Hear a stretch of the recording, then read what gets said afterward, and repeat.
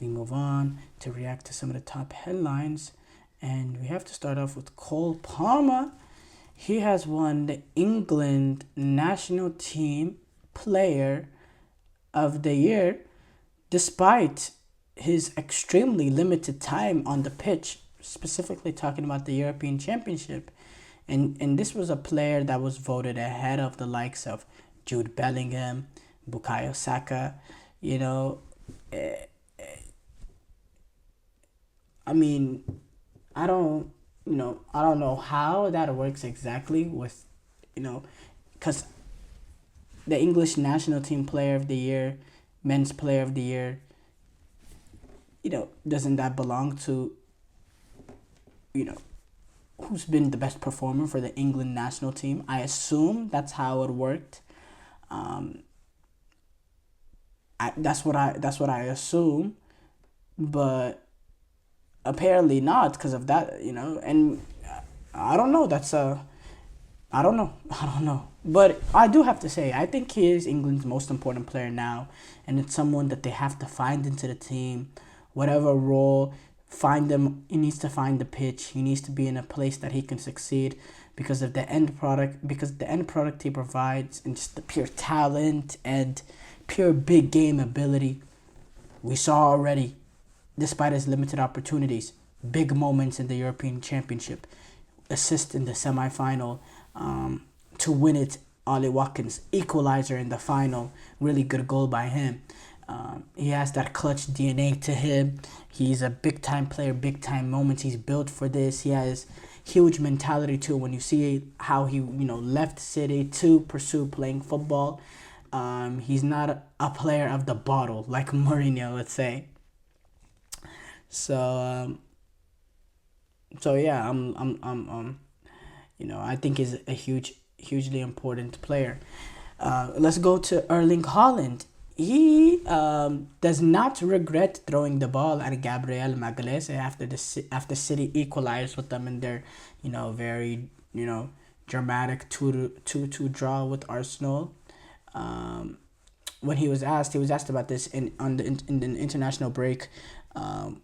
In Norway, being asked by the journalist, he said it was in the heat of the moment and a lot of stuff happened in that game.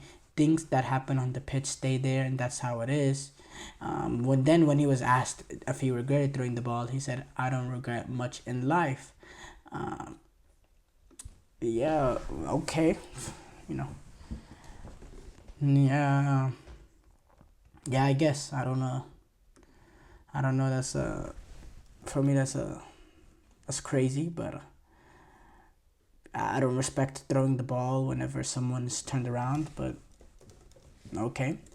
Jurgen Klopp, he has been announced with an exec role to become the head of soccer at Red Bull. Um,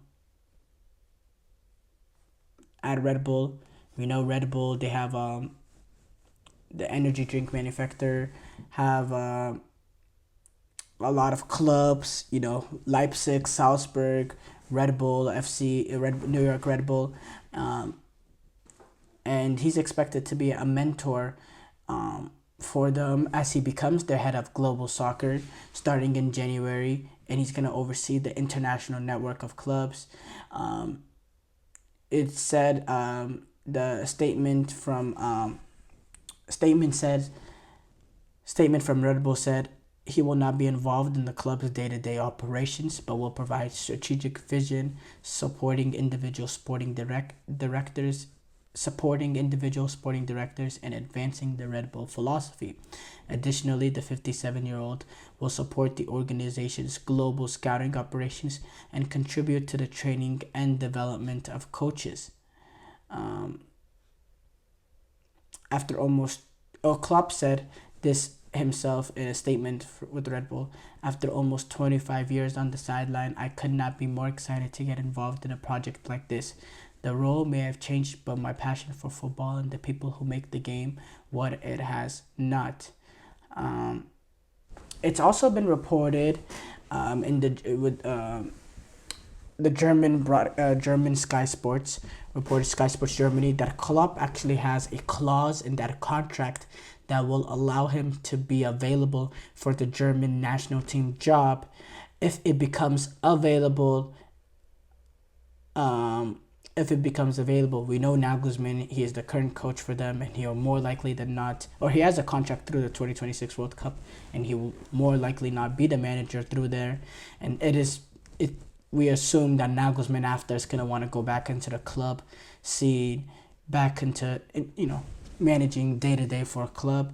And maybe, it seems like Jurgen Klopp likes the idea of not having to do day to day, be involved, but still be involved in football. For me, international management could be perfect for him, especially managing your home country, a German national team now that's getting back to, the previous, great German national teams.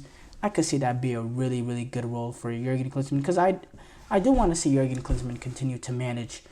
He's a big character, and in a good way, not in a bad way, in a good way, a positive character. I enjoy watching his teams play football.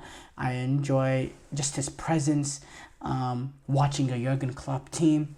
So I do hope that there is a time that he does go and manage Germany, because I don't want this to be the end of, because we're not going to get to see a Klopp managed team with this Red Bull thing. It's just sort of an executive thing. I don't even know exactly what it is, but there is some Dortmund fans who are a little riled by this. Klopp, he was the manager for Borussia Dortmund, and his reputation amongst some Dortmund fans is taking a little bit of a hit, because of his appointment as the head of global soccer at Red Bull. Red Bull does own RB Leipzig, who is a main competitor for Borussia Dortmund, and also there is that criticism regarding Leipzig with the 50+1 rule, with how teams are managed, essentially fans owning the majority of shares, and other people have believed that Leipzig has exploited that system,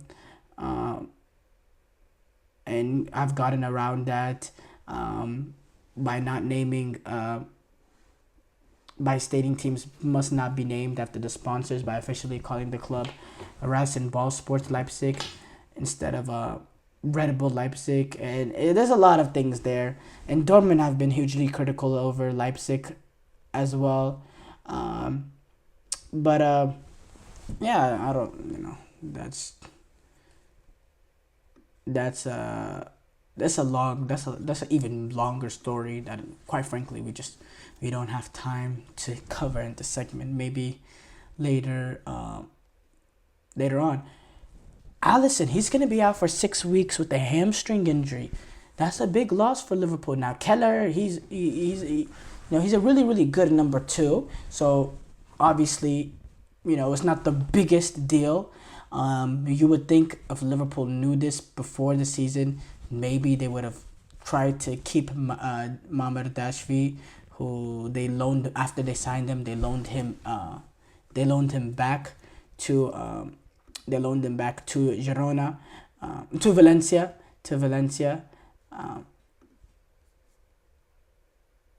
Yeah, they loaned him back to Valencia. So it's important, because I think Liverpool right now, I legitimately think they are going to be in a title race, and with the title race with cities nowadays, every drop point matters. So could this be a difference maker? I think it can, because Keller, he's a really, really good goalkeeper, but he's not on the level of Alisson, and it only takes that one mistake, and it could completely shake it up for Liverpool. CONCACAF has announced that SoFi Stadium will be hosting the 2025 Nations League final, and they'll also be hosting 2027, which is after the World Cup. So that doesn't really, quite frankly, matter right now. But the semifinal, third place, and championship games will all be played at SoFi, and Hollywood Park will host festivities around the CONCACAF Nations League in 2025. Obviously, this is, depending on if the U.S. men's national team can get there, this is Pochettino's first opportunity to win a trophy, and to do it in the bright lights at SoFi Stadium in LA. What a way to do it! What a way to do it in Hollywood as well. I'm very excited for that. Thank you guys for tuning in to the GSMC Soccer Podcast presented by the GSMC Sports Network. Your support means a lot to us, so please remember to subscribe to the show and leave a positive review. It really does make a difference. We also invite you to follow us on Facebook, Twitter, TikTok, and Instagram for more content and updates. Thank you once again and have a wonderful, wonderful day.